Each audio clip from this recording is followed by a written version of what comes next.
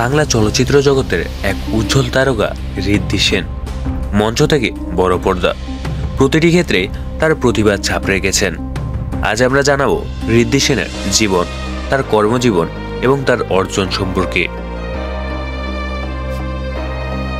ঋদ্ধি সেন জন্মগ্রহণ করেন 1997 সালের 19 মে কলকাতার একটি সাংস্কৃতিক পরিবারে।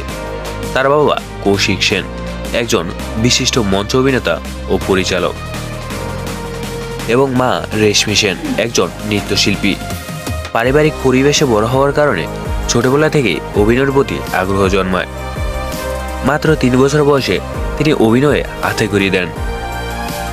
ঋদ্ধি মঞ্চ অভিনয় শুরু করেন কলকাতার বিখ্যাত নাট্যদল স্বপ্নসন্ধানীতে, যা তার বাবা পরিচালনা করেন। মঞ্চে তার প্রভাবশালী অভিনয় সবার নজর কেড়ে নেয়। মাত্র 10 বছর বয়সে তিনি বড় পর্দায় পা রাখেন।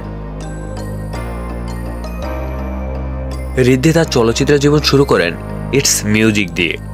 পরবর্তীতে তিনি ল্যাবরেটরি এবং চিত্রকরে অভিনয় করেন।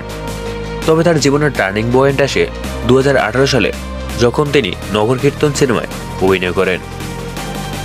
এই সিনেমায় তিনি এক ট্রান্সজেন্ডার চরিত্রে অভিনয় করেন, যা তাকে জাতীয় চলচ্চিত্র পুরস্কার এনে দেয়। তার অভিনীত আরও কিছু উল্লেখযোগ্য cinema hall Kolkata calling, Japanese wife, helicopter ইলা এবং বেহমিয়ান। ঋদ্ধি সেনের প্রতিভা শুধুমাত্র বাংলা চলচ্চিত্রে সীমাবদ্ধ নয়, তিনি আন্তর্জাতিক স্তরেও প্রশংসিত।